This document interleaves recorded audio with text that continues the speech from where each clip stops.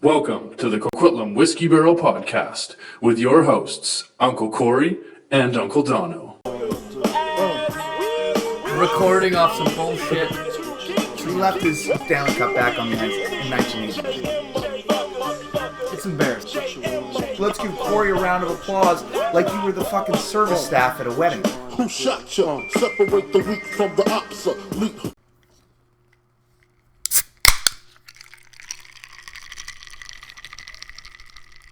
I'm actually going a little bit different today because I'm going to pour mine into a glass too because it's hot and warm sitting here. Let them hear it.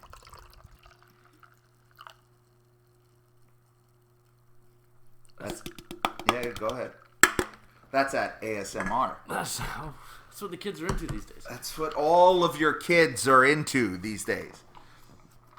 Crew obviously is too young to be into that yet. She likes Imagine Dragons and Lady Gaga and hates Post Malone. And How does she hate Post Malone? Because you like it too much? Too much? He's got a slower-ish song, and she's... What song? It upsets her. Which one? Reputation. It's Is like that a popular one? His new album. Yeah. But it makes his her sad. new album. She's super emotional when it comes to music. So if there's a I slow just song wanna in- have a reputation. No. yeah. Everybody know my reputation. I got like lots of twos and reputation. Exactly. Yeah. I don't know. We I can't got no play beef the- with Posty. We can't play the music because We'll get pulled, copyrighted, pal. But that's okay. We're back off of after a hiatus. After like a 6-week Well, hiatus. COVID shut us down for a little bit, right? The pandemic, we got vax passports are coming back. You know what, guys? If you're listening to this, if you've gotten this minute into the podcast, I would say find time to spend time with your friends and talk and bullshit. And sometimes the microphone doesn't need to come out because you only see each other once a week. and you don't need to have this globe in front of you while you hope to entertain 6 other idiots. We've efforted to podcast. We've gotten together at least 3 or 4 times with the intent. Yeah. And gotten completely derailed till 1 a.m. But that's okay. Well, That's what I'm saying. So this is the I've message. been here for 3 hours and 45 minutes, and here we are. But what are we gonna do today? Or what are we talking about? Oh God, you hear him. He's already rushing us through. He's already on his late time. He's already his Apple Watch is going. He's already it's 11:42. Sure, he got here at 8. He was right on time. Very prompt, exactly the Sayers way. And now he wants to rush to get through this thing. What are we going to talk about? Well, there's so much to talk We about. can talk American Thanksgiving. We can talk playoffs. We can talk next year. We can talk whatever you want to talk about, pal. We can talk about it all. Well, we could touch on American Thanksgiving if there's Sure. something you'd like to touch on. No, I thought we had a great time. Shout out to Sully, shout out to Berkeley and the whole fan. Yeah, things went south early, but we figured it out, and Sully came to the rescue, and it was a little bit subdued, but that's okay. But We had that a good time. doesn't matter. Like that's the power of Sure. this league. Yes. That's the effort. That's Yeah. the Next man up mentality. 100%. And that's what we do. We continue to go in and we continue to represent and support each other. That's Sure. what we do. Sure. The bat signal gets called out. Sully, Burke, Sullyandra, Ophi, they come in the clutch and they make it happen for us. Yeah. They host us. Beautiful time. We had some tourtière because Paul's a fucking Frenchman. Tortiter. Tortiter? No, tourtière. Are you... Tomato. Not even close. You're not even... French Canadian. I think it's only French Canadian. It's meat pie. Are you Googling it? Yeah. You think it's not tourtière? Tourtière. See that? That's a soft R, bitch. Anyways, while Corey's Googling that, sorry that it's been 6 weeks, but, life gets in the way. And Merry Christmas, Happy New Year to everybody. I'm sure at some point in the last 6 months, Corey has told you Merry Christmas regardless, because that's kind of his thing. And Well, I didn't see many people. You were right. It's fine. It's tortilla. It's all right. What you thought you were going to hit me back with torta terror, and I was going to go, oh, you proved me wrong. I can't understand the francophone people. Nobody does, and nobody wants to. No. That's why the Francophones don't even stay in the Franca area. They move as west they can or as east as they can. They don't stick in the Frankie area. Right. I know one French Canadian. Actually, sorry, I know two. One of them came out here and fucked off back to the Frenchy area. But guess what? He doesn't even live in the Frenchy area. He lives in the English area outside of the Franca area. And the other one is out here. So nobody wants the Francophones around. And nobody wants to be in the Francophone area. I said it. Well, then we're settled. Yeah, meat pie. It's pastry surrounded by ground beef. That's beautifully amazing. Now, It was great. So yeah, we had a great time. I mean, that was a good day because that was the Dalton Schultz gets two tutties back to back. Yeah. He was at 0.6 points. At which point I go, "Hey, Sayers, don't worry, he's got 6 yards." And you said, like it was in a fucking movie. Yep. You go, "Doesn't matter. Next play, he's gonna get a touchdown because that's the luck that I have right now." We all laughed, and the next ball thrown was to Dalton Schultz in the end zone. Yeah. And then I believe on the next drive, Yeah. they got it down to the 1. Zeke ran it in. Yeah. But then there's a flag for Yeah. a false start. Yeah, They pull it back, and I go, there it is. There it Let's is. Here bring he him back goes 5 again. yards to throw to Dalton Schultz And the very next play. And I believe he got 15.6 points. So for Sure. It might have been the difference. that's literally, yeah, that was a wild scene. That was a fun one. How do we feel about Dalton? Where are we here? Like, are we gonna talk about? Like, I don't know where we're at. Do we want to talk about Dalton Schultz? Not really. He's kind of depressing. Like, Well, let's talk about your year then. I want you tell me draft. do you want takeaways? What do we? Sure, Where are we I at? want it all. Do You you want want my me to year? talk about my year? Yeah, sure. You go ahead. You Okay. lead with it. I'm distracted. Okay. I was big on DeAndre Swift. I drafted for potential of RB1. Right. Showed it in the first week. Showed it in the last week. Nothing in between. Right. The Camaro was terrible. Mm-hmm. And He had one big year for it. One big week for you. Yeah. Evans was terrible, except for the last week of the season. Completely agree. And I had a good quarterback, and I scraped away. I did what I said. I almost did what I said what I wanted to do, which is kind of sneak into the playoffs. Yeah. When I look back, Yes, please. championship week, I had the most points in the league did you? Without a quarterback. What do you mean? What is that? Well, I put up 108 points in week 17, and I started Jalen Hurts and Travis Homer. Oh. So I would have put up 140. Okay. Okay. So is that what we're gonna go? You know how many games I could have won at some point 100%. if I did something? I just found I'm the not comedy gonna- in me telling you my strategy and speaking to the league all year of getting in ass backwards into the playoffs, Yeah. coming in 8th, scraping my way to the final. Yeah. And if all things, because that's how you win this league, all things being considered, I would have won the final far and above anybody. That was the hilarity of this situation. I wouldn't have made it. Is that how you close your? Is that how you fall asleep at night? Because if that's the way you do it, I'm fine with that. I don't think I would have made it to the finals anyway. I think I had a bad second week, but it's the comedy of what happened. Now, everything that happened went against what I said. What happened this year and our champion is what I've always tried to be. This is a... Brad drafted very well. He hit where he needed to hit. He had some things go in his favor. I mean, James Robinson started off hot, and it looked like ETN was going to be nothing, and then they traded James Robinson away, and then ETN made Brad's team. He took a risk on Saquon, and it paid off. I can't remember who he drafted in the first round, but I like that you've clearly done your homework.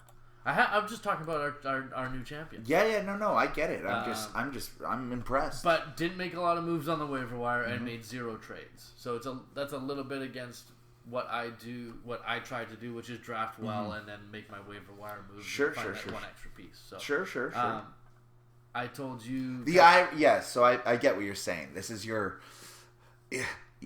goal was to sneak your way in, figure your way out, stumble your way into the finals. Because last year you had arguably one of the best fantasy seasons we've ever seen Without you were the 2009 Patriots or 2000. But like you Right? are like last Right? That's your yeah right. last year when Brad And whereas this year, the guy who drafted well yeah was good all year, did next to nothing. yeah But he didn't need to, right? Like, that's the other thing. Even every time we broke down Brad's team or talked about it, it was like, he needs quarterback help, I guess. But then he picks up Tua, and Trevor Lawrence starts to play well. Like, it's not even...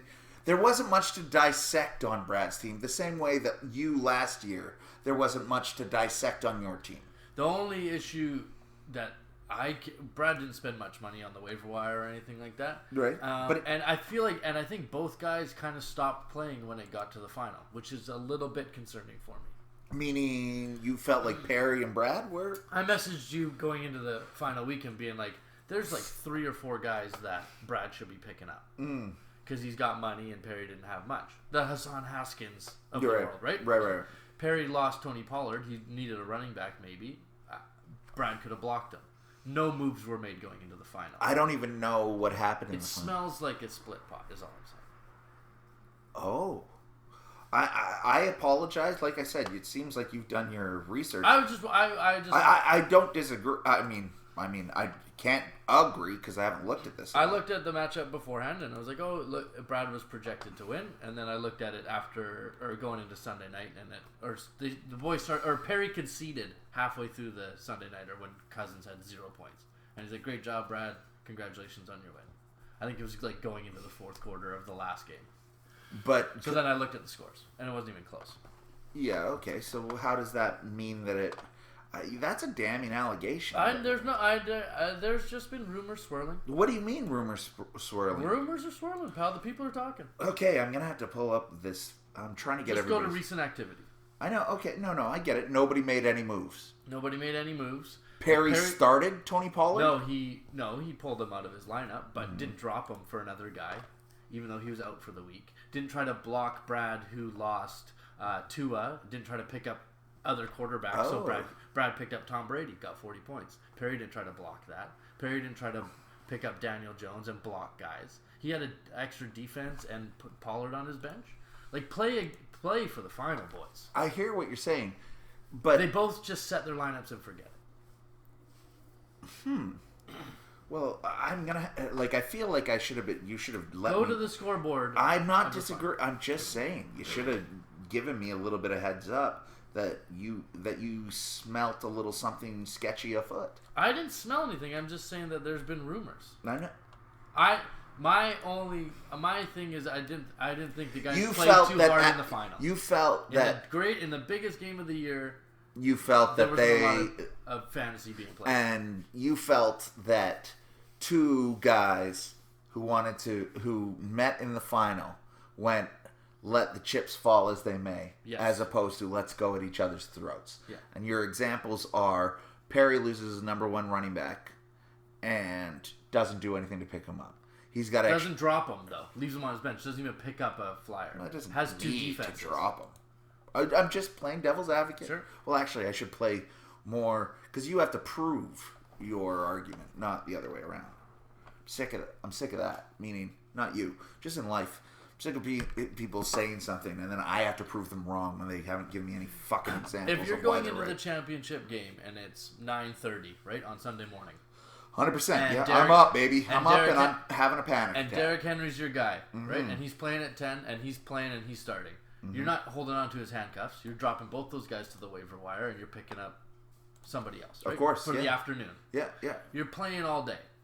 Yeah. Right. Our infamous, the year that me and you played in the finals, we fought over George Kittle for 8 days. Right. Yeah. All those kinds of things. Right? Sure. Yeah. So when one of your starting running backs goes out, one of the guys you're starting is out the night before, and you just put him on your bench and don't care instead of picking up a Hassan Haskins or blocking your opponent from picking up Tom Brady or doing some other things. I just wish there was more game played in the final rather than just to set it. Tom Brady was available? I thought Brad picked up Tom Brady a long time ago. I don't know. He's had 18 quarterbacks. I know, that's what I'm saying. So I'm just... Still, then Perry could have picked up Daniel Jones. And try to block your opponent if you're not going to do it. Right. So you're saying that while the game was still played in fairness, obviously, because there's no evidence otherwise. No, yeah. That you felt it should have been a little bit more... It could have been a little bit more new school fantasy where, you're active. Be active. Versus... Play against your opponent. Does your opponent... As soon as Tony Pollard went out, if I was Brad Patterson, I would have dropped whoever I needed to pick up all the next potential running backs. Right, yeah. Not that Perry was going to pick them up and start them. Yeah. But on the off chance absolutely. that they pick up Jarrett Patterson in week 17 and play him and he gets 15 points. If Hassan Haskins got 20 points, it wasn't out of the realm of possibilities, and that could have swayed in Perry's favor. But Brad didn't do anything to block him, but probably still had Tua on his bench who was out, right? Yes. So drop Tua, pick up somebody to block Perry. Yeah. Pick up the backup in Dallas after Pollard goes out. I don't care, but continue to play the game. Yeah, okay. So the set it and forget it from both teams in the finals, a little bit concerning. That's my only issue. Yeah, it's I mean, if I'm being completely honest, sure. I haven't looked at this matchup at all. That's okay. I just didn't. It was a blowout. This was It wasn't competitive, but Cousins. I said to Perry, I'm like, Cousins can't get it done in the big game. He proved it. He can't get it done in the fantasy. He can't get it done in real life or in fantasy. But if Cousins gets 25 points, right? We'll say this is another 16, 8. It's still a fucking trashing. Yeah, it was going to be tough to beat Brad with 44 from Tom and another 20 from ETN, right? God, Barkley does nothing. Jerry Jeudy was supposed to have a good week. 49ers defense let him down. Yeah. I mean, there was a lot that didn't go Brad's way, but like last year's final, when your quarterback puts up 40, you're probably going to win. Yeah. Well, but hold on. Let's just do a quick dissection here. So Perry starts Taysom Hill. So then he adds 11 points to his tight end. He starts A.J. Dillon instead of... I think Perry picked up Higbee was the one move that got made to play him, which didn't pay off, but that's okay. Okay. Took a shot. But we'll say that he starts... I'm only looking at possible. So we'll take Dillon while Jones was hurt over Zonovan Knight. 4, so there's another 6. So we're at 17 if he gets another quarterback that does 25 points. Well, Daniel Jones put up 40, but I don't know that you start him over Cousins. Although maybe Cousins going into Lambeau, I think about looking elsewhere. Cousins in primetime is Cousins in primetime. If there's one thing we can take away from this final, it's that they both got to witness their favorite team and their hero quarterback be shitty. Yeah, that's true. They brought their boy. You know what? Looking at this is a wonderful time for me to talk about it. Not that anybody wanted it, but while Brad Patterson brought Tom Brady to the final, the Peyton Manning truther, the Minnesota Vikings famous the pounder of the Vikings and the fucking Giants, Tom Brady won Brad Patterson his only fantasy championship. The irony in that isn't lost on me while he thumps the fuck out of Kirk Cousins and the Minnesota Vikings. It's beautiful. Brad, I will take your apology of ever saying anything negative about Tom Brady at any point in time, actually, and you're welcome. You're welcome that since in Tom we trust, you knew that if you ever made it to the dance like I have multiple times, you would play him in the finals and he would win you your championship. So when you get the trophy, and I assume that the names are all engraved properly, unlike the last time I had to do it with 6 people. Anyways, that you put Tom Brady. In Tom we trust. Just put in Tom we trust under Brad Patterson. That's the only real shot I can take at Patterson. I do give him some credit for playing Brady because he hasn't been good. Oh. Right, all year. So, ballsy to play him and it paid off. Right? It's right? It was. Yeah. I'm not saying. Well, I mean, even with Brady's average for the year, he still smacked the fuck out of the loser Kirk Cousins. Oh, of course. And I said the loser in every single sense of the word, Kirk Cousins. Sure. Yeah. So But we had an exciting playoffs. I mean, the number 1 seed got knocked out in the first week. I know. We had a game decided by 1 yard. Mm-hmm. We had a game going into Monday night that looked like it was a lock going one way and went south. Yep. That's how Perry made it to the final. It looked like, what did Sully need? Like 20 points out of Herbert and Keenan Allen, and he didn't get it. And it was, that's fantasy. Pal. You know, I'm not anti-Perry and his fantasy team. Right. But I was so pro Sully on that Monday night. You were. And I kept telling you, hey, pal, I'd rather be ahead. Yeah, you said, you did. You said Herbert's put up some stinkers. Yeah. And I said he just has to do his average. I was just excited just for the idea of it. I just loved, right? You know what I mean? Like, it's that underdog story. It really is. You know what I mean? Brad is a consistent fantasy player. He's good. He's good at draft. He's consistent. He'll take a trade if it benefits him a little bit more. Right. Doesn't take that many risks, but he relies on his decision making, and that's all good. I can't. Sure. Far be it for me to trash talk a champion. Sure. And Perry won. What, 2 years ago? 3 or 4 years ago. Well, whatever. It doesn't matter. A champion. What was it? Brad, you, Perry, I think. Right? Brad won twice in a row? Brad Patterson, Brad Friend, you, Perry. Oh, right. We're going. Right. Okay, yeah. But you know what I mean? So, he's been to the dance. Sully is always scrapping. Sully's scrapping. You know what I mean? Like, it's...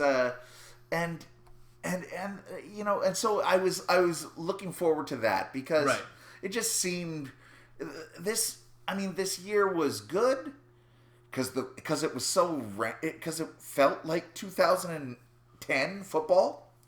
It felt like if you had a good tight end, there was one of them, and a good quarterback and some good running, like it wasn't fantasy the way that it's been played. It had been. Right. Like we all had to kind of pivot, but Patterson didn't because he just had a great team, and good for him. I'm happy that, you know, again, another player that I have on my team that I let go carries somebody else to the championship. It's every single year. I know that Brad Patterson is a firm believer, don't trade with Don, don't deal with Don. It's the only way Don wins, but the only way you guys win is picking up my scraps. And or I carry your team to even the playoffs. Like, I can't wait are we going to get to Mike's team? Because I don't know that we have that much time. Okay, well,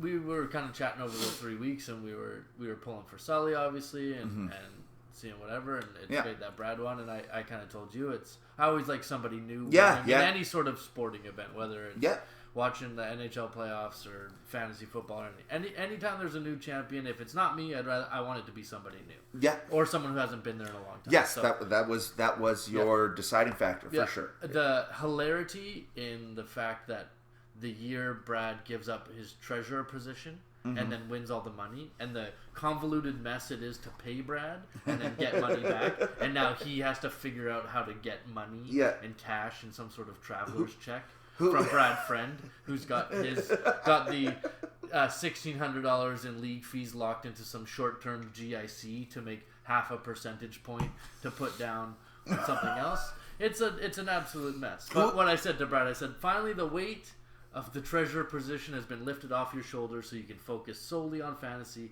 and look what you did. You won, pal, and I'm proud of you. Now good luck getting your money. Who is the treasurer? Brad Friend. As I say, it was locked into a 3-month GIC, low risk, low income. Oh, that's great. Brad was hilarious. He goes, I earned about 70 cents a month in the good old savings account. I said, well, pal, that goes in the pot. Yeah.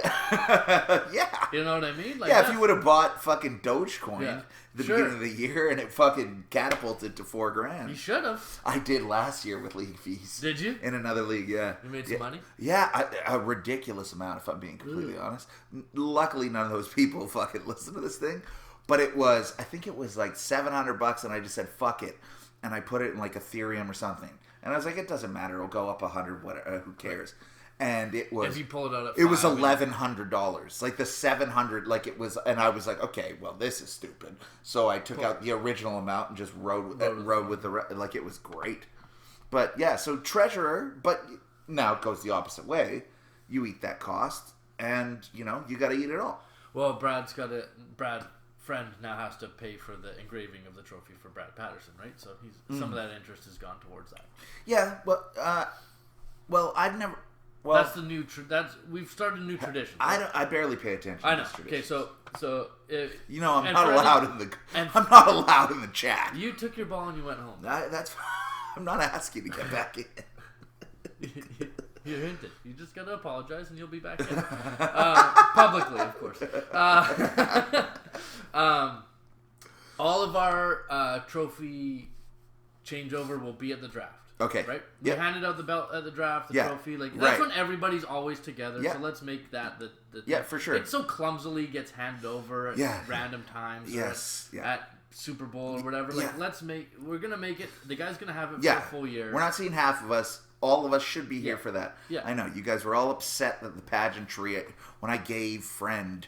Well, it was kind of pathetic, but that's I didn't give it to him with a song or whatever. right or a dance. So I said something, and even that was. The other day, I was at a dinner with 12 people, and I made a toast. Right, like dinner got set down, so we were all out, friends that we haven't been together for a while. So I made a little bit of a toast, thanking the people for hosting. A little cheers for everybody. We met some new ladies. Those of us who we brought new women into the situation. It was a big. None of you guys would know about that, but as somebody who does, I'm just saying. It becomes a little bit nerve wracking. So I wanted these 12 people to feel like family, like they do to me. So I made a little bit of a toast. Okay. Ding ding ding ding ding. Was it 8:00 at Earl's on a Saturday? Yeah, sure. Did I interrupt the entire dining room? That's what I do, pal. Anyways. So I make the little toast. I think it's nice, it's sweet. Everybody has a little cheers, a little Happy New Year, a little Merry Christmas, salute. And then afterwards, this chick goes, your toast should have been better. What kind of fucking shitty thing is that? Chick you know? Yes. Oh. Was it tongue in cheek or was it actually like... The way she said it? Yeah. Oh, no. It was like... Like, I would say that to you, regardless of how good it was. Hey, yeah, for sure. Yeah, for sure. For sure. And you'd be like, fuck you. And again, this wasn't a wedding. This wasn't like I had to go out and talk about my best friend. Nobody else was going to make a toast. No. This was hey, it was good to see everybody. We're all fucking here. I put the glass up. Cheers. Hey, welcome. Thanks for coming, guys. Thanks for organizing. Love you all. Don't see you all enough. Yeah. Merry Christmas. Happy New Year. Everybody's great. You know what I mean? Something like that. And then it was... Oh, your toast should have been better. Oh, I'm sorry, bitch. You should have fucking said something. Or your fucking retarded husband, earmuffs, guys, should have fucking said something better. Sure. I just fucking hate people. Sorry, where were we? Brad Patterson? You went sideways real quick. My bad. We went through the pageantry. Oh, right, the pageantry. So Friend will be in charge of getting Brad Patterson's name engraved on the trophy, presenting that and the belt to him at the draft next year. Okay. We have some issues with the loser trophy, which is a work in progress. What's the loser trophy? The Kyler Murray. The Maria jersey. It's on the front. It's labeled Whiskey Barrel Fantasy Football Loser.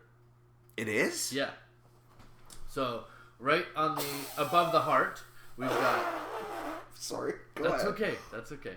We've got Whiskey Barrel Fantasy Football Loser stitched right over the heart. It does? It says that? Yeah, and then underneath it says Corey N 2021 or whatever. Oh, and the loser puts the stitch of their own names? So the loser then... No, so I put that on. I bought the jersey and I got the stitching done. Yeah, right? hey, buddy, nobody's saying that you don't organize and get these things together perfectly. You're the best at it. It's your talent. I know you do it reluctantly, but you when the job needs to get done, you do it correctly. Sure. So last year, Hinton... Take the compliment. I took it. You did. Whatever. Last year, Hinton was finished last. Yeah, he's never impressive. So it was Nightingale's job at the draft this year to present him with the loser jersey. I'm just happy Nightingale has a job. He couldn't get the day off, unfortunately, and didn't come to the draft. Yeah, I'm just happy that he's alive. Right. I love him. Okay, well... Regardless to that fact, Hinton has still yet to receive the loser jersey. Oh, okay.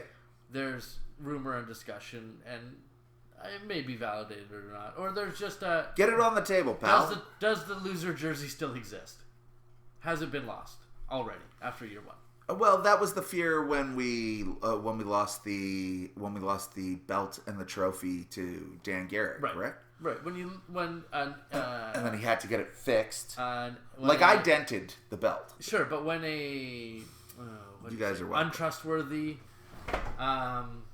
when an untrustworthy party wins, then I understand that there could be some hesitation, right? Okay. Well, you don't win the loser jersey; you lose. But there's something to be said for having tradition. Yeah. Okay. Following through and the commitment to the. I got it. Right? So, this is very subliminal. Corey Nightingale had the jersey.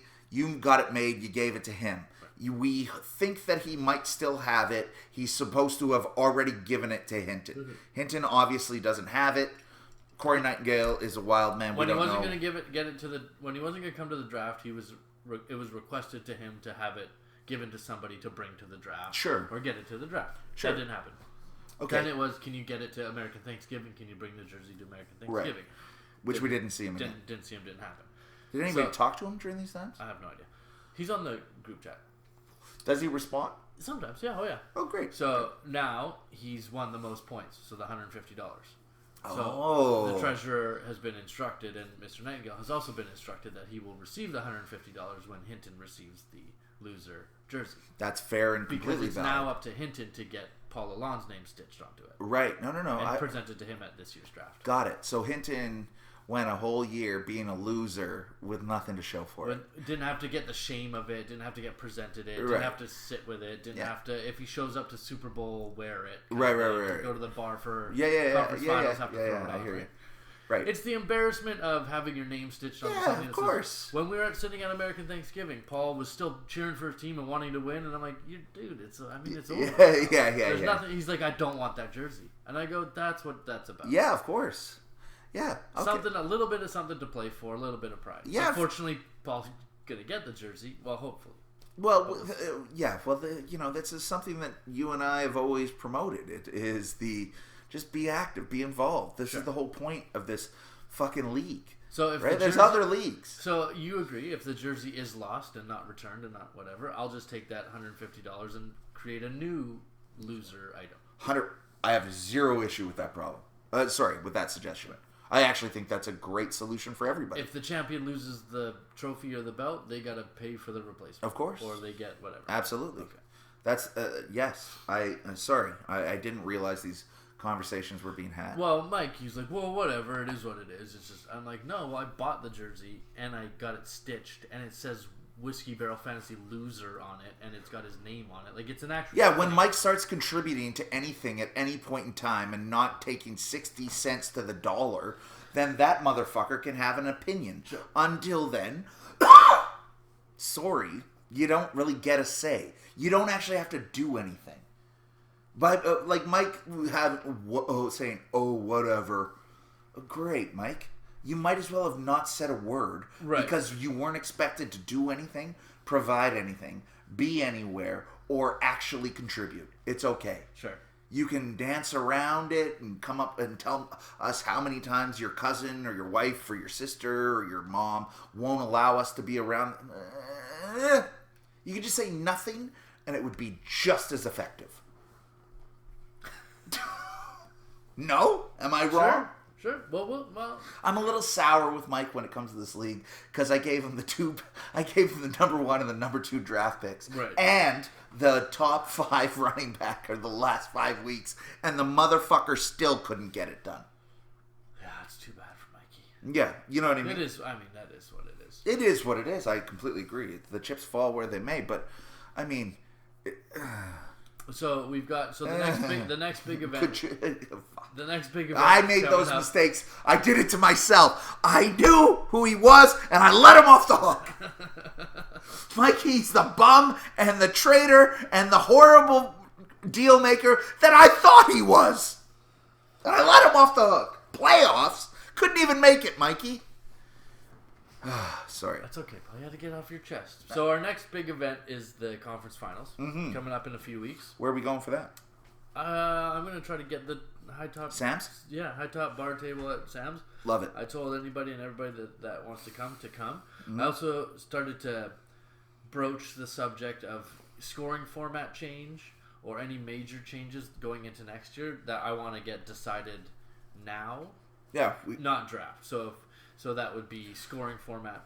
That would be so that it doesn't have to get decided at the draft and then be wait a year. thrown to the year. Yeah, if we're gonna move to half point PPR, let's decide that. Yeah, I got no issue in a with month. that. So I have an issue with that, but I have no issue with the idea of changing. you don't like half point PPR? I like half points. I've been thinking about this, Okay. and What do you see flaws in our scoring? Exactly. The only things, because we play. The issue is this, is that fantasy football is over the last 10 years is very similar to me.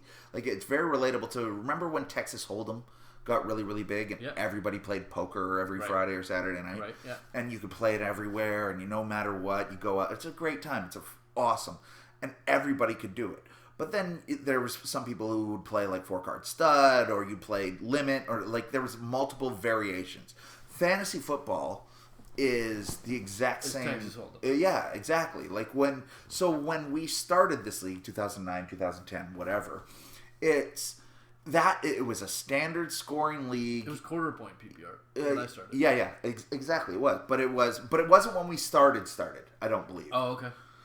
And then we have adjusted it since then, just like keepers, etc. But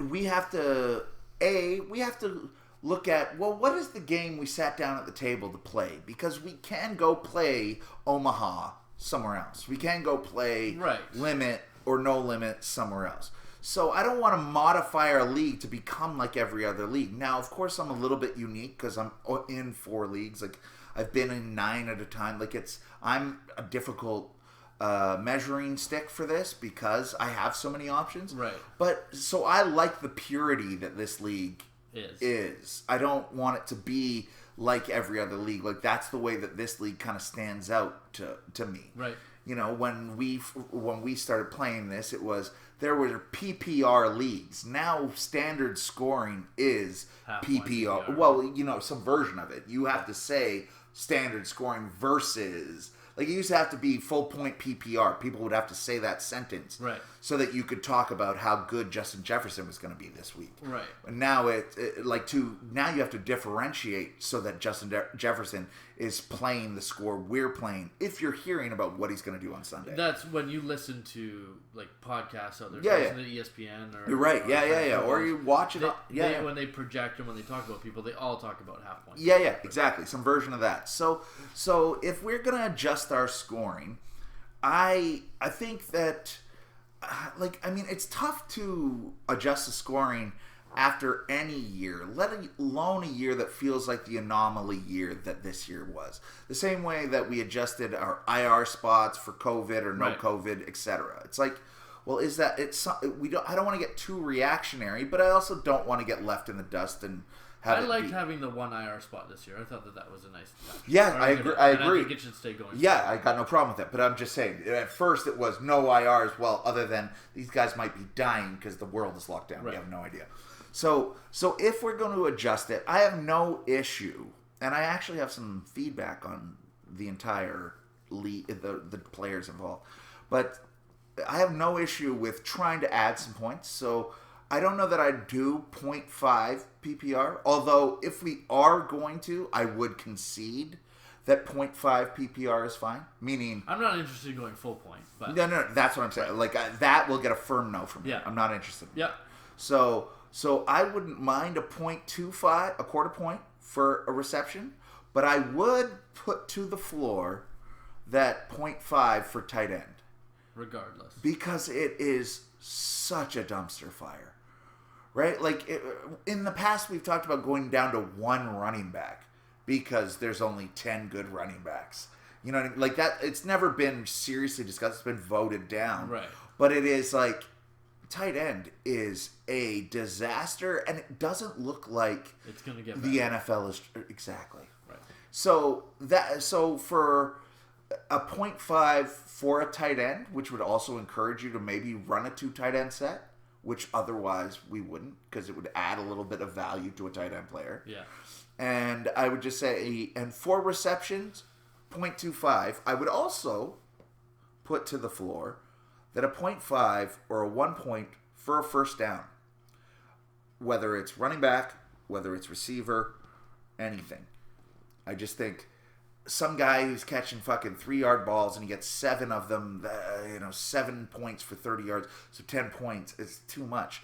But the guy, if we're doing 0.25 for a reception, but then 1 point for a first down, it adds points, but it's tougher to.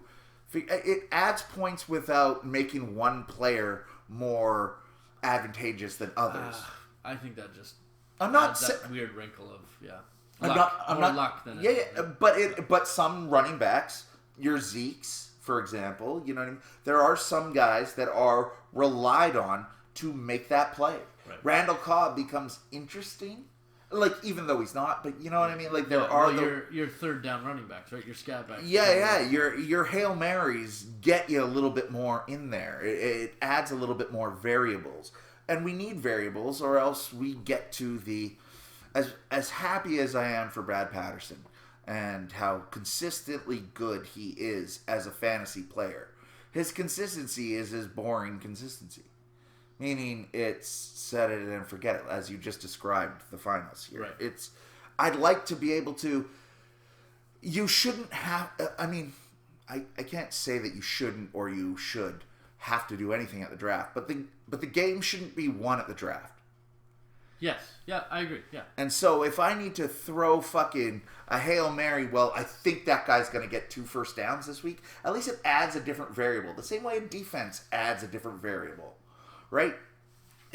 So I'm not going to die on that sort, but it's just, so I would suggest 0.5 or 1 point for first down, 0.25 or 0.5 for reception. I'm absolutely not on a full point. And I would like to put 0.5 regardless on a tight end. My thought on the tight end slot was to make it into a wide receiver / tight end slot. So you could play. There are times where maybe 3 or 4, maybe 5 tight ends get played on the week, but a guy has an option to play a third wide receiver in that slot instead. There's an interesting stat. Week 16 was the first time all year that 8 tight ends hit 15 points or something like that. Right, yeah. All year. Week 16. Right. There was 8 tight ends. But if there was a wide receiver tight end spot, I mean, I think isn't that Kelsey would get played in there all the time, right? Kittle would get played in there probably quite often. Andrews could probably get played in there quite a bit. But maybe a Goddard, right? But it almost defeats the idea of the tight end. No, but if your choice was on average Robert Woods or Dallas Goedert, you're probably going to play. Yeah. That's fair. So it gives you the option to less are going to get drafted. So if the year that Waller and Andrews busted out into the league and became top 3 tight ends, it's like, okay, if some guy shows up, we pick him up. It'll bring down Kelsey will drop further down the draft. Oh, yeah. And those guys will drop further down the draft, and wide receivers might go a little bit higher. It might be just something a little bit unique. I don't know. Give the flexibility. Right? Yeah. I'm not passionate about it in any way, so if it remains the same, I'm not going to... Of course. Yeah. Like, if we give... if tight ends get 0.25 or 0.5 of a can you point do for per reception... position? I don't yes. know. Yes. 100%, yeah. Or else I wouldn't even bring it up. Yeah. Oh, absolutely you can. So yeah, okay. Well, I'm open to all things. I don't want to majorly change anything because I like what we've had going. Clearly, most of us do. Clearly, the people who are still listening to us enjoy that. I know some people want to go back to some form of keepers, but I think majority don't. And people like the redraft format anyway because it keeps it fresh and it keeps it so that anybody can win any year. Can I address the keeper idea? Go ahead. Well, do you want to give your thoughts on it, or do you want me to address it?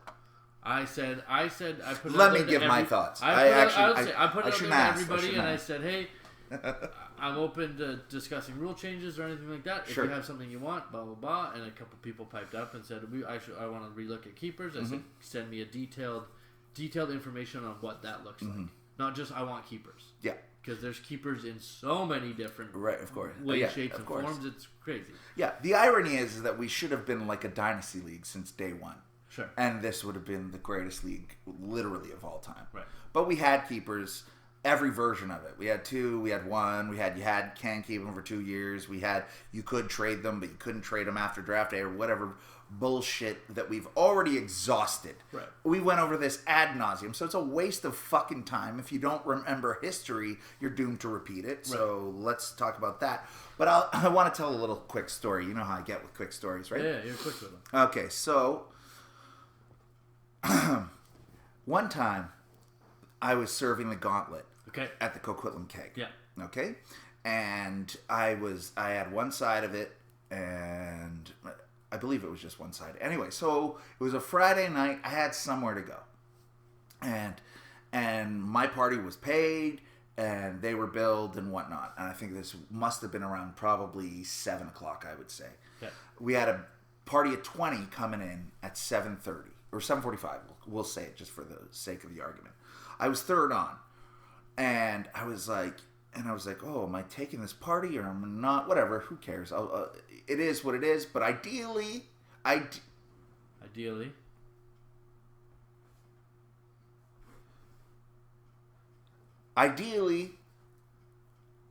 don't take it. But it is what it is, right? And our champion, Brad Patterson, was my boss at the time. Okay. And Brad Patterson is not the kind of guy you walk up and ask if you should be cut or do anything like that to. You fucking work hard until you're done and you call it a day. Right. He doesn't. That's not necessarily a good thing or a bad thing. It's just you don't bother. He's got other things he's fucking thinking about. He's not thinking about when to cut Dawn at any point in time. If I wanted to deal with that, I'd go to Mike. That's correct. Now, you know what I mean? But I wouldn't talk to Brad about it. Sure. Would not a chance, because he usually just laugh at me, and rightfully so. Right. Now, so Brad comes up to me at like 7:10. My party's getting up, and he comes up and he goes, "Hey, look." He goes, "I got this party coming in 7:45. He goes, "It's going to take up the whole gauntlet, which is basically your entire section. Right. So I'm thinking about cutting you. First, what do you think?" And I tried to hold my excitement. Of course. Right? So I went, "Oh, yeah, not a problem." He goes, "You sure?" I said, "Yeah." He goes, "Okay, cool." He goes, "You're cut then, because we're going to get that set up, make sure it's perfect, and you don't have to worry about it. The closers will go into that section." In my head, I was dancing, right? Of course. Now, then 5 minutes go by, and I'm like, oh, shit. Like, I'm on cloud 9, because I've made my money, my night's over, I've been there for fucking 3 hours, like cakewalk. So I walk up to Brad, 5-10 minutes later. I don't know if he'll remember this, and I've never actually told the story, so this is good. So I walk up to Brad, we'll call it 15 minutes later. And the only reason I remember this story, because I've said this to other staff members since. So I walk up to him, and I go, "Hey," I go, yeah, you know, trying to be the, I don't know, just trying to, you know, agree with him and sidle up. And I go, hey, I go, "Yeah, I just checked at the rezos and whatnot. Yeah, that's a good call." I said, "Hey, yeah, like what you just did there, getting me out of there, that was the right move. Like, yeah, that was a good call. You made the right call, boss. You know, give him one of those, right?" Okay. Now, it was my way of saying thank you, but it was also because it was the right call. But exactly, I didn't need to say anything. No. But in the moment, I did, and I said that, and Brad, he looks at me, he goes, "What are you selling me a fucking car?" And I go, "What do you mean?" He goes, "What's this? What is this fake attitude?" And I go, "Well, nothing. I'm just saying it was a good call." He goes, "Yeah, I know it was a good call. You didn't have to tell me that." And I go, "Well, I'm just saying it was good." He goes, "Yeah." He goes, "Oh, you really wanted the night off." And I go, "No, I'm just saying, like, you made the right call for the restaurant and for the business." He goes, "Okay, pal, thanks." Yeah. And just walks away. And I'm like, shit, he read right through me. Right through you. So this is the exact same as that. Okay. These guys asking for keepers are asking because they finally have players they want to fucking keep. I gotcha. Get fucked. We've already seen it. We've already done it. Get out of here. You're taking the party. Don't sidle up to me and tell me it's a good idea because you have 4 guys that you'd like to keep for the first 3 or 4. I don't give a fuck for how many weeks or years or months you can have them at which duration. Eat my dick. We're not doing that. Drop it. I don't care that some people have said it's okay and some people have not. Brad, don't conveniently have 4 keepers and then suggest we should have keepers this year. I read that. Don't sell me a fucking car. Let's move on. Huh? Mine's simpler. Nope. Mine's simpler than that. I don't give a fuck. I know. That's so let me hold on. Like we've just addressed this together. Who is one of the people suggesting keepers is good? Is Brad Patterson one of them? There's 2 of the. Is Brad Patterson one? I don't care about the rest. Is Brad Patterson one of them? 2 of the. Is Brad Patterson elder statesmen of the league? So yeah, exactly. Don't sell me a car, Brad. Don't tell me it was a good idea. I'm not buying it. Take the W. Let's move on. Okay. The dumbest thing about the suggestion is to just go back to the old way. Which we've all said was shitty because, like every shitty Dynasty Keeper League, what you guys don't realize if you're not playing in these Keeper Leagues, which I'm fucking unfortunately in one, it's a nightmare, is that we all forget the travesty that is week 12 and week 13. When the guy who is in first fucking place can trade for or trade away something better for the idea that it's a keeper. Right. Oh, does I can't. Nick Chubb tore his ACL. Exactly. Exactly. So that is the reason we don't have them. If you guys need to feel the pain of that, I will tell you in the Keeper League that I'm in, Antonio Gibson and a first round pick went to the ultimate winner of the league for Josh Jacobs. And does it matter? No. Exactly. So, and that guy, guess what? He won. Great fun. No. Fuck you. No. It sounds like a good idea. When? I don't know when it sounds like a good idea. I mean, like maybe when we're drafting for the first time. But once we get into the season, this pick up IR guys, store them, don't store them, trade a guy for this. Sully keeps Megatron to trade him for Marshawn Lynch that goes for this. If you guys fucking forget that we did this and hated this, you're Schadenfreude, bitch. We're not. I mean, everybody loves the draft and hates when the draft is over and looks forward to the draft. So why do you want to just take away 2 rounds of draft? Yeah, great. And 2 rounds of great players. Well, fucking fantastic point. Was that going to be your point? That's it. Yeah. Yeah, It's just boring and played and doesn't make any sense to. Yeah. Well, your first 2 picks are your keepers, and then we just start drafting in the 3rd round, and no one gets anybody excited. Yeah, we're not. People are excited when they walk up 100%. and they can draft Christian McCaffrey or whoever. Yeah, right? exactly. Or just the thought process, right? Like it's. We now select where we draft, what slot we draft out of. Yeah. And in your mind, you're going before that happens. You go, okay, if I'm 4, I don't care if I get one of the first 3 guys. I want the 4th guy. Or I want to go to the back. I want this. Yeah. You plan for it. If there's keepers, yeah, who and cares? even like a year or 2 ago, didn't Brad Friend and maybe Nightingale trade like Kamara for something else at the beginning? Even that, like those little minute details, but that's all strategy. There's I want keepers to come back when I've got 4 keepers. No, don't give a shit. No. And I'll give you a perfect example of where I will show the same bias because I was just informed a couple of days ago after Brad won his championship. Congratulations again, champ. That I now have the first pick next year. This is my first time having that. It's very exciting. First slot. Whatever. I get to pick, right? Pick where you right. want Right. to pick, Yeah. yeah. Okay. Now I'm kind of excited about that. It's always nerve-wracking because it's just. I mean, last year. Who would have been Jonathan Taylor? Right. You know what I mean? Perry probably should have traded him somewhere, and maybe he would have put more than 72 points, but he was a big, He was hurting the fire. He was a Zonovan night guy. Well, he picked up my A.J. Dillon. Now, anyways, so I would say, like, now to show that I'm biased just in the same way and flawed just in the same way as them trying to convince you for keepers is if I didn't have the first pick this year, just like you brought up a new scoring change, is I would happily say, let's do an auction draft. I wouldn't even want keepers. Right. I love an auction draft. Who doesn't? It's fucking unbelievable. Unfortunately, you folded that league after I won the title and never got a ring. Yeah. But that's neither here nor there. Yeah, there's a lot of people owed a lot of things. Where's the Murray jersey we were talking about? Anyway, so but now I'm going. Maybe I don't care about the auction. Maybe I want first. Right. But I'm still open to that.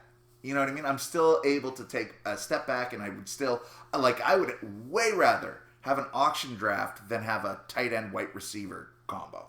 Yeah, but say you had the first pick, and you had McCaffrey and Tyreek Hill on your team.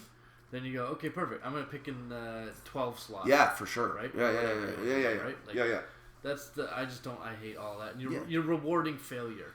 Yeah. With these keepers. No, yeah, exactly. That's why Fab has made the league so much better. So much better. Because remember when we started, it was if you lost, you went to the top. It was that recycled waiver bullshit.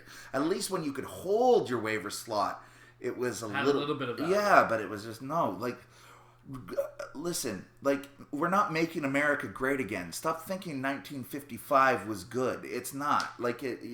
You broke up with your girlfriend for a fucking reason. She cheated on you, okay? It's not because you guys had a wonderful time and you forget how awesome it was. No. It was fucking terrible. Let's move forward. We've already broken up. Let's move on. Yeah. So we'll look at voting on some scoring stuff, and I don't think keepers will get voted in. I know enough people are against it anyway that I don't think that will happen. But I'm not one to overreact. Brad Friend said to me, he said, I think we should vote on if you're open to entertaining keepers or not, and then vote on what keepers would look like. What the fuck kind of stupid bullshit is that? That's what I said. I said, no, I want to have 3 different types of keeper rules. I see what you're saying. If you want to put it to the floor, yeah, that it has to be set in stone. Not, you want to float the idea and see if we're interested in an idea and then have us create the idea to vote down. Right. No, I don't want to do that. That's a waste of time. Waste of time. And again, not because I think it's dumb. It's because we did it, and it's dumb. Right. Yeah.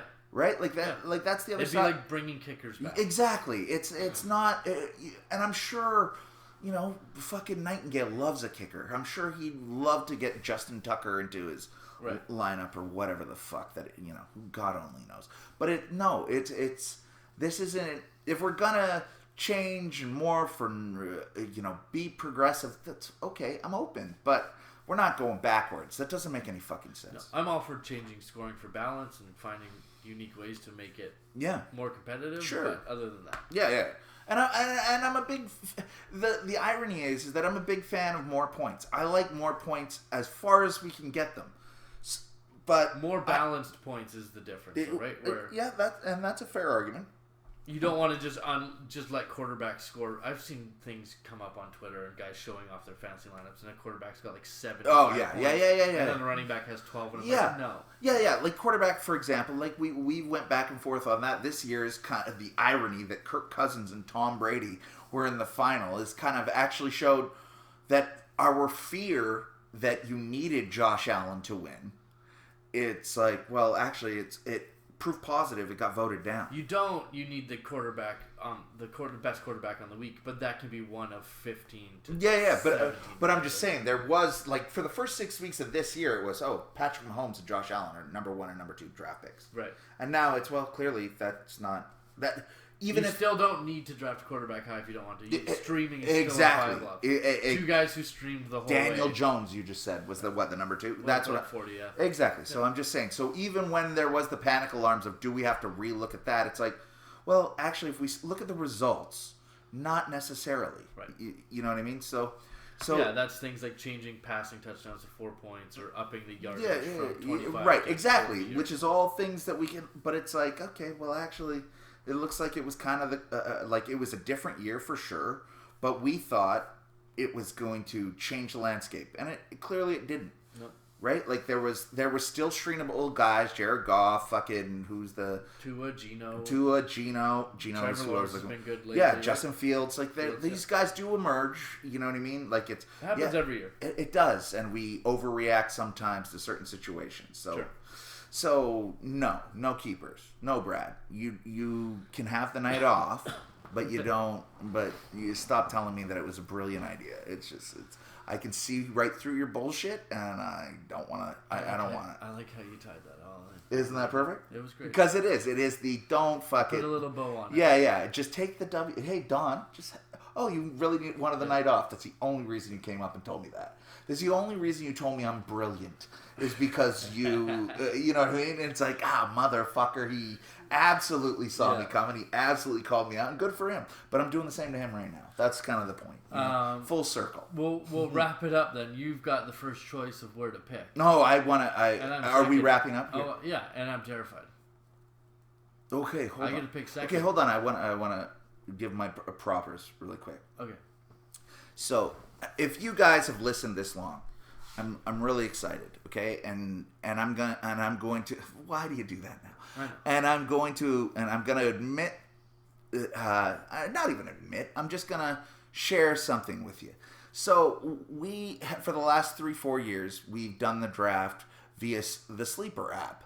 So, because it's got a way better drafting situation, way easier to for people who are doing it online. It just works better. It's great. We all like it. You can get it on the screen when we're all together. It's great. This isn't going into me suggesting we go to Sleeper, okay. Although I have no problem with that. Sure. But that's not where I'm going. Right. Anyways, so once that's all done, those teams get locked in for the year. Right. So this year, 5 or 6 weeks ago, Okay. I was on my Sleeper app because that's where my other 3 leagues are on. Because ESPN is for people who want one keeper next year or whatever the fuck. Anyway, this is good. I haven't checked the Sleeper app. Here, hold on, don't look.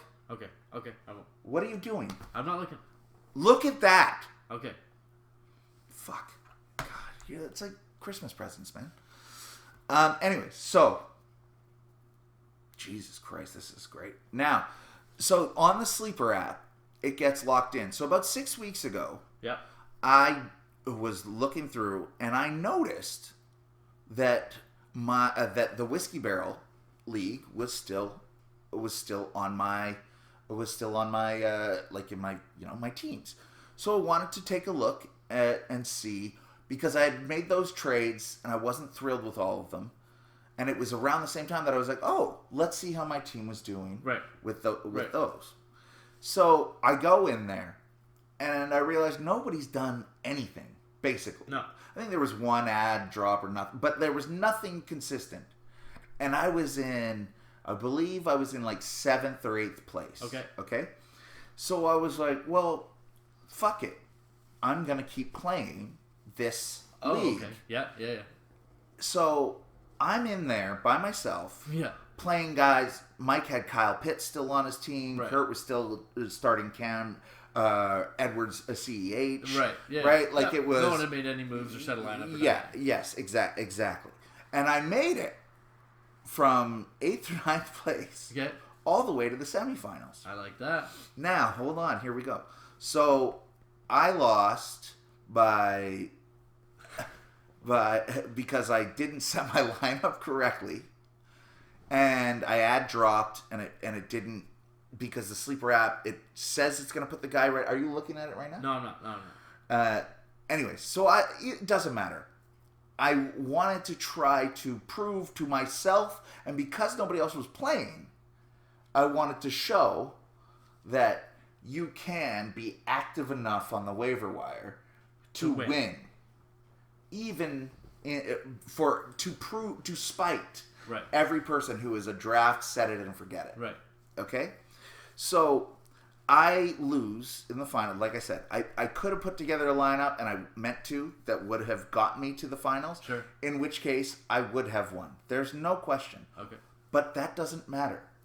It was me versus everybody else doing nothing. But I lost in the semis. Okay. To Brad Patterson. in the semis. Okay. Brad Patterson went to the finals. Yeah. Now, I'll let you know, Brad Patterson was starting Russell Wilson the entire year. Okay. Who had a good last week? Yeah, but he was out for Right. fucking days. Right. So, and Brad Patterson played Kurt LeBranch in the finals. Okay. And Brad Patterson won. That's great. What was it? How many points? Do you know? Was it a... I can pull it up real quick. I don't know, but here's the thing. Okay. So Kurt is playing Brad in the finals. Yeah. And I'm going, holy fuck. This is because it's just my idea of if I can get active enough, Yeah. I can go from 9th to win. Right. And I almost got there. Right, yeah. Like, it was not even close. I went 8 wins in a row. My points But you're went... playing against guys who... Of sort course. got by. Yeah. But the point is that if you can create the good enough team, you can get there, right? It's not just for drafting, set it and forget it. Right. And so, anyway, before the finals week, I'm with Uncle Kurt. And I go, hey, motherfucker, listen, I want to tell you something. Okay. I go, I gotta tell you what I've been up to. And he goes, you talking about the other league? And I go, yeah. He goes, yeah, I see you in there. I don't know what you're up to. But Okay. And I said, okay, so now you're in the finals. And he got into the finals by like 0.8 points. Okay. I think he beat Nightingale. Anyways, and he goes, yeah, I see what you're up to. And I go, I need you to set a lineup. You're starting Clyde Edwards-Helaire. Yeah. And you're starting fucking like somebody, like it was 3 guys on IR. Right. And made it to the finals still. Right. And I go, I need you to set a lineup. I'm not telling you who to pick up or whatnot. Just set But it whatever's available, I'm Right. not going to I had Travis Kelce. I didn't drop him to Right. give him to him or anything like that. It was just fucking make a lineup because Brad Patterson is about to create the best fantasy season I've ever fucking seen. And he goes, yeah, okay. So Kirk goes in. He goes in, he makes some ad drops and whatnot. And just like I had done the week prior, added 2 guys and didn't set them in because I thought they were going to go automatically to my league. They didn't. So Kurt started 2 empty spots. Okay. Now wait. Kurt, as of Monday night, still had Josh Allen and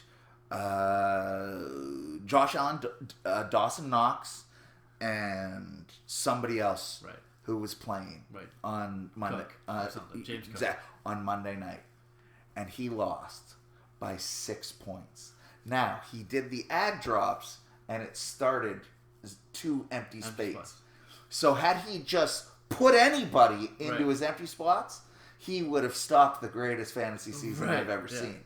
But as fate would have it didn't happen. Now, to be fair, And go ahead. Let me finish, because the whole point of that tirade was 2 things. Number 1, we should draft and not look at it till the end of the year. which is hilarious because look, Yeah. the victor is the It's- exact same. that It is was funny. it was so disheartening Right. that it happened. So number 1, So Brad. he stayed healthy. Means he stayed healthy. Yeah. Right? Yeah. Yeah. But Brad Patterson, you just completed the best fantasy season I've ever seen. I don't know if it's luck. I don't know if it's beauty.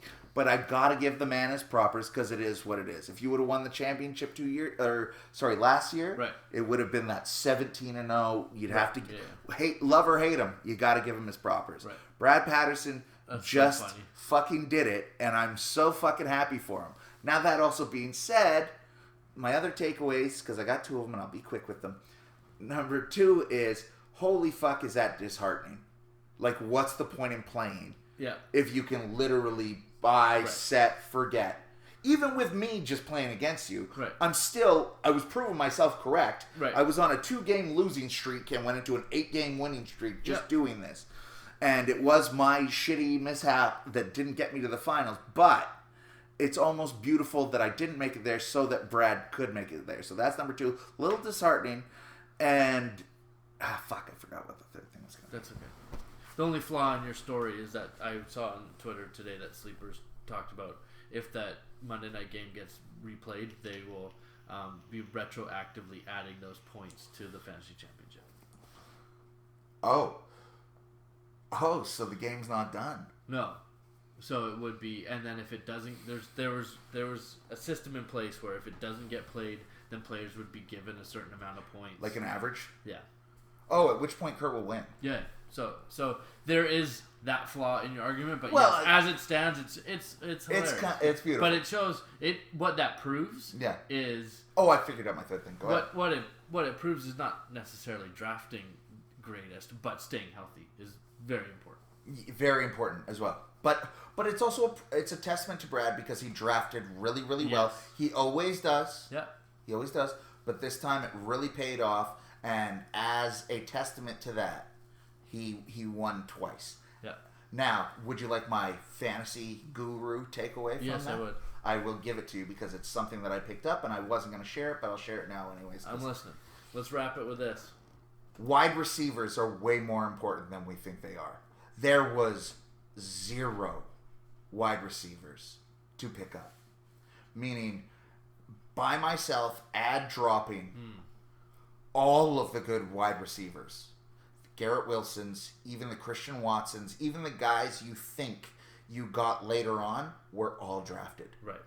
I'm dealing with Donovan Peoples-Jones. I was dealing with even the Josh Palmers weren't available. Donta Foreman, he showed up. There was Jarrett McKinnon, he showed up. There were those guys. I'm sure I can look at these leagues right now. Of course, no. That's what that leads into. Zonovan Knight, all of these. Jarrett McKinnon. Yes, exactly. I'm just saying. It is James Cook. because when I realized, because I was like, okay, well, that's interesting. My point isn't dismissed. I was able to go from nothing to beating everybody, but it was also by far the most difficult position to stream, to pick up, to add. Because think about it, Geno Smith was available, Jared Goff, all of those. Fields, all of those dudes, they were all out there on the wire. But as of the draft, from beginning to end, wide receiver was next to impossible to find. Yeah. So Justin Jefferson might be my first pick next year. That leads me into I don't like mine in your position next year of where we have to pick because there's no clear cut number one. It's the greatest thing I've ever seen. Yep. There's no I want one of these top 3 because I'm going to get one of these top 3 running backs. Mm-hmm. There's an argument to be made that Justin Jefferson could be the number 1 pick. Yes. Or Tyreek or AJ Brown or any of these guys. Yeah. And there's no is it Christian McCaffrey? Maybe not. Who's number? I don't know. Is Nick Chubb can't be the first overall pick next year, can he? No. Who knows, right? So it could be a switched up year where next year wide receivers go high. Exactly, which is why this game is so fucking great to love and hate. Yes. Even when you think you have it, even when we think we had it in week 5, so there's so many variables. So I just loved that one because it was a sample size that it was holy shit. I was so happy that even Kurt had seen what I was doing but hadn't done anything. Yeah. And I'm really happy that he didn't, not because I didn't want the competition, but it was holy shit. I'll get to see this science experiment till the end. Yeah.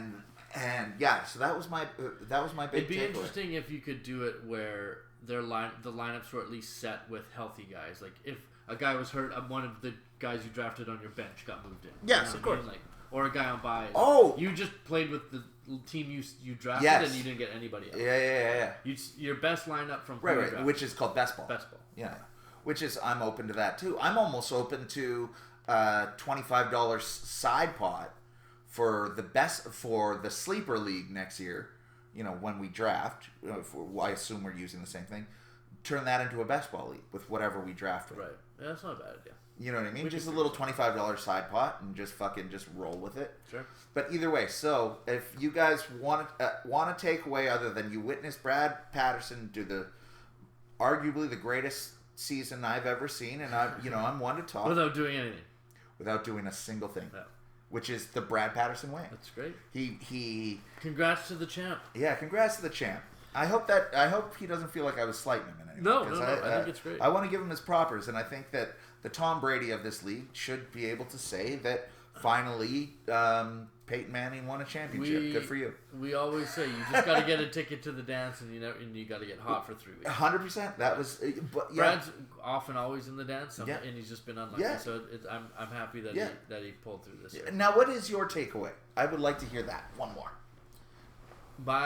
Yeah, because you tried a new strategy. Yeah, and it would have worked had I made it to the finals. Oddly enough, I'll be a little bit smarter next year. That's all. And what do you mean? What is it? See, look, I just gave you what I've discovered, which is why you can find running backs, you can find quarterbacks, you fucking can't find wide receivers. Yeah, I went risky early. I did what I've been saying about Travis Kelce is you don't want to be the guy that's holding the bag when he has his finally collapses, right? When age catches up to him. And you feel like you did that with other players. I was holding the bag when Tom Brady couldn't get the ball deep to Mike Evans, right? Like he was that was it. Yeah. I was injured all year, and that happens to everybody. I drafted for excitement and hype, and it didn't pay off, and that's okay. All right, I was gonna make critiques of your strategy, but that's pretty much that's exactly those would be the comments. Yeah, I would make. I felt like you hindsight being what it is, but it's just hindsight being what it is. Going into the draft, I made too many moves, and you should have made more with your guys. Yeah, I just didn't have that flexibility with my injuries. Yeah. Going into the draft, the mistakes I made, it was first round. Do I take Kamara or Chubb? I made the wrong call. Yeah. Second round, I could have taken Chubb again, but I was hooked on Swift. I was taking Swift no matter what in the second round, so that's fine. But I mean, my team with Chubb and Tyreek is in the playoffs, right? Yeah. We'll see. That's fantasy football. That's why we play. That's why it's great. I know it's the greatest. But I'm out there every week. I'm making ad drops. Yeah, I'm making moves. of course. I'm spending all my fab. Yeah, of course. Yeah. No, that was it. Yeah, the only takeaway, if I would to. You want me to trade more, and you should trade less. Don't trade away Travis Kelce and Justin Jefferson. And Derrick Henry. We'll see you guys at conference finals.